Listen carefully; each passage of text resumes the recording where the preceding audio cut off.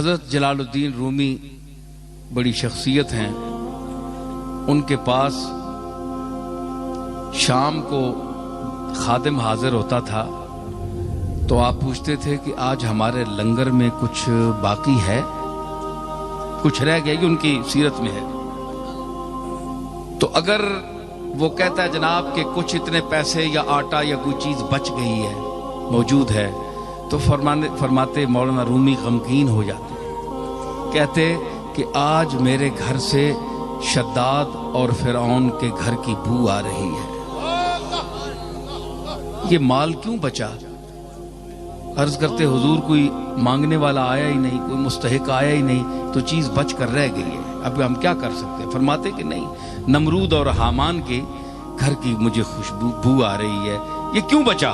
اور جب کوئی آ کر یہ کہتا کہ سرکار آج کچھ بھی نہیں بچا, تو فرماتے کہ آج مجھے کملی والے کے گھر کی خوشبو آ رہی ہے.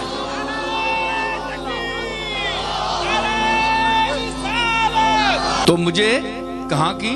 جناب کملی والے کے گھر کی خوشبو آ رہی ہے. کیوں؟ اس لیے کہ وہ بھی آپ کے گھر میں بھی کچھ نہیں ہوتا تھا, سب کچھ ہوتے ہوئے. میں یہ عرض کر رہا تھا کہ اس طبقے کو اللہ نے لا یعلمون میں شمار کیا, اور جو غریب طبقہ ہے وَاصْبِرْ نَفْسَكَ مَعَ الَّذِينَ يَدْعُونَ رَبَّهُمْ بِالْغَدَاةِ وَالْعَشِيِّ يُرِيدُونَ وَجْهَهُ. یہی دیکھیے کیا خطاب ہے موسیٰ علیہ السلام سے, اور فرعون کے ذکر کس انداز سے ہے, اور میں اس غریب طبقے کا اب ذکر کر رہا ہوں قرآن مجید کے ہی حوالے سے, جس کو میں رسول اللہ صلی اللہ تعالی علیہ وسلم کو اللہ تعالی تعلیم دے رہا ہے. وَاصْبِرْ نَفْسَكَ مَعَ الَّذِينَ, اے میرے رسول اپنے آپ کو جمائے رکھ, متصل رکھ, مَعَ الَّذِينَ يَدْعُونَ رَبَّهُمْ بِالْغَدَاةِ وَالْعَشِيِّ, جو اپنے رب کو پکارتے ہیں رات اور دن, اور صرف اس کی رضا کے طالب ہیں. تفسیریں اٹھا کر دیکھ لیں کہ وہ طبقہ کون تھا. حضرت خباب تھے, جناب ابو ہریرہ تھے, جی عمار تھے, بلال تھے, صہیب رومی تھے.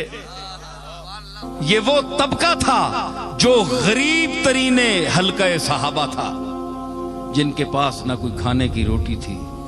علماء نے لکھا کہ یہ اصحاب صفہ جو 70 آدمی وہاں بیٹھا کرتے تھے سرکار کے جلوگاہ کے سامنے, تو وہاں جو بیٹھے رہتے تھے اور جو ٹکٹکی باندھ کر دروازے کی طرف دیکھتے رہتے تھے. کچھ پیسہ نہیں تھا, نہ کوئی کھانے کو, نہ اوڑھنے کو, نہ بچھونا, کچھ بھی نہیں. گھر چھوڑ کر آئے تھے. کون گھر چھوڑتا ہے؟ کون گھر چھوڑتا ہے؟ یہ آج کل بھی ایک طبقہ ہے جو چند دنوں کے لیے گھر چھوڑتا ہے. تو آپ یہ نہ سمجھیں کہ یہ بھی ان صحابہ کے اتباع میں چھوڑ رہا ہے. ان کی شان اور ہے جی, وہ اور شان ہے, یہ اور انداز ہے, اس کے پیچھے اور بڑی باتیں ہیں. اللہ کرے کہ صحیح نیت ہو تو ہمیں خوشی ہوگی.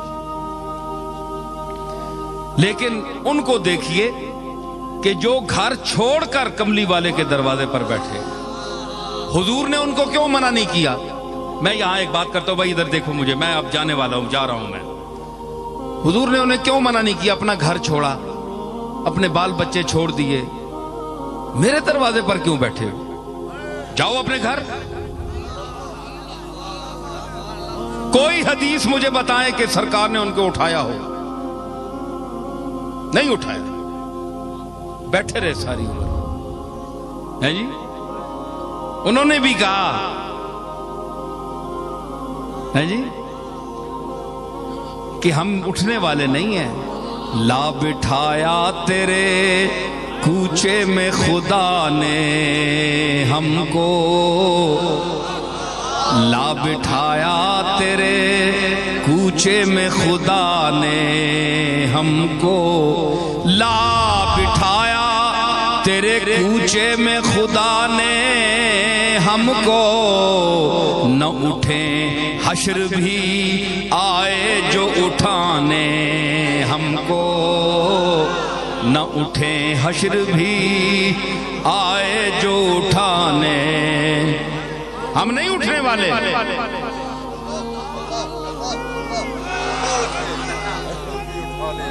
جنازہ بن کے اٹھیں گے، تمنا بن کے بیٹھے ہیں، ہم نہیں جانے والے، تمنا بن کے بیٹھے ہیں۔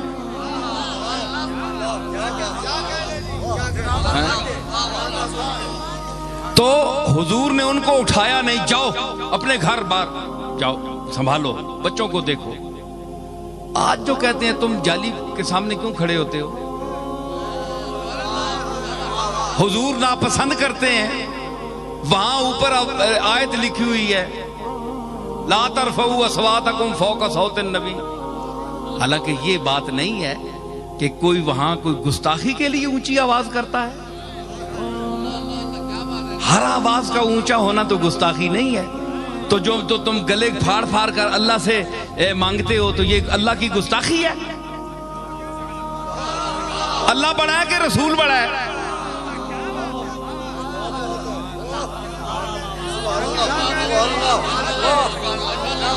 اللہ خالق رسول ہے، تو اتنے شور مچاتے ہو رو رو کے، چاہے کوئی دیوبندی ہے، چاہے کوئی بریلوی ہے، کوئی بھی ہے، روتے ہیں، آیتیں پڑھتے ہیں، رلاتے ہیں، کیا کیا دکھاتے ہیں، کیا کیا منظر دکھاتے ہیں، تو یہ اللہ کی گستاخی نہیں ہے؟ ارے حیا والوں کو دیکھا ہے میں نے، ہاں ہم نے بھی دیکھا ہے، تم تو آنکھیں پھاڑ پھاڑ کر چاند کو دیکھتے ہو، انہوں نے کبھی آسمان کی طرف رخ نہیں کیا، نظر نہیں اٹھائی۔ یہ مفتی صاحب کے بیٹھے ہیں، یہ مفتی ظہور اللہ، ان کے چچا مولانا فرید الدین صاحب، میں نے ان کو دیکھا ہے، مجھے یاد آ گئی بات۔ تو میں چھوٹا ہوتا تھا تو وہ مسجد سے، گولڈا شریف مسجد سے کئی مرتبہ نکلتے تھے باہر، تو میں نے کبھی ان کو آنکھ اٹھا کر اوپر دیکھتے نہیں دیکھا، ہمیشہ نظر نیچے زمین پر۔ میں نے اپنی آنکھوں سے دیکھا جو میں محسوس کر کے بیان کر رہا ہوں۔ یہ تو ایک آدمی تھا نا، تو یہ جو طبقہ ہے اس طرح کے صلحاء کا، تو انہوں نے اس کی ذات کی شرم کی وجہ سے اوپر کبھی دیکھا بھی نہیں۔ وہ لوگ تھے، آج علماء میں وہ طبقہ کہاں ہے؟ ہم نے وہ چہرے بھی دیکھے۔ تو حضور نے کبھی نہیں فرمایا کہ تم اٹھ جاؤ، تو جو اپنی ظاہری زندگی میں 24 گھنٹے بیٹھے ہوئے اصحاب صفہ کو نہیں کہتا کہ تم اٹھ جاؤ۔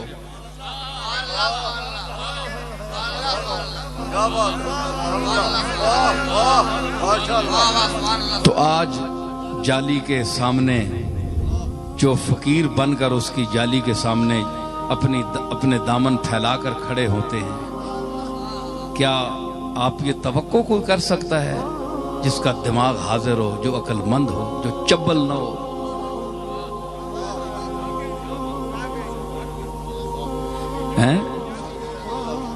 تو وہ کوئی یہ بار کیسٹیں جاتی ہیں، لوگ کہتے ہیں ہمیں سمجھ نہیں آتی یہ کون سی زبان بول رہے ہیں، اس لیے میں مجبوراً بول رہا ہوں، کچھ نہ کچھ جملہ آ جائے گا۔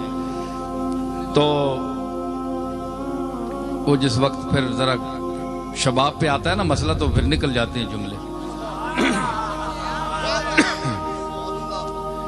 تو اس میں کبھی آپ نے نہیں فرمایا، کسی بیٹھے ہوئے کو نہیں فرمایا کہ تم اٹھ جاؤ۔ یہ تو تمہارے گھر بھی کوئی آ جائے تم اٹھاتے ہو؟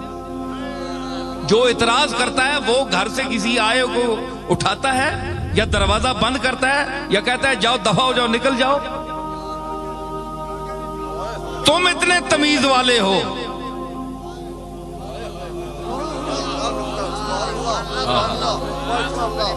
بڑے اخلاق والے ہو، جس کے لیے فرمایا وَإِنَّكَ لَعَلَىٰ خُلُقٍ عَظِيمٍ کہ اے میرے محبوب تو اخلاق عظیمہ کی ان منازل رفیع پر فائز ہے کہ وہاں سے اوپر کوئی اخلاق کا درجہ نہیں ہے. میں نے تجھے وہ خلق عظیم دے کر بھیجا. تو تم کیا سمجھتے ہو جو اس کی جالی کے سامنے جاتے ہیں حضور کی طبیعت پر بوجھ پڑتا ہے؟ تو کسی کو بھی اٹھاتا نہیں اپنے در سے، تو کسی کو بھی اٹھاتا نہیں اپنے در سے، تو کسی کو بھی اٹھاتا نہیں اپنے در سے، تو کسی کو بھی اٹھاتا نہیں اپنے در سے کہ تیری شان کے شایع نہیں ایسا کرنا، کہ تیری شان کے شایع نہیں ایسا کرنا، کہ تیری شان کے تیری شان کے شایع نہیں ایسا.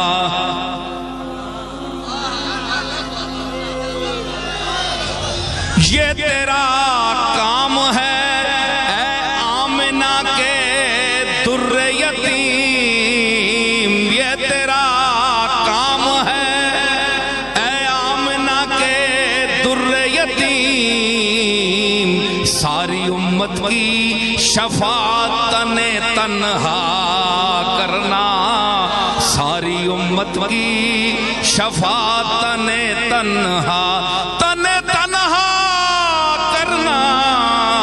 ساری امت کی شفاعت تنہا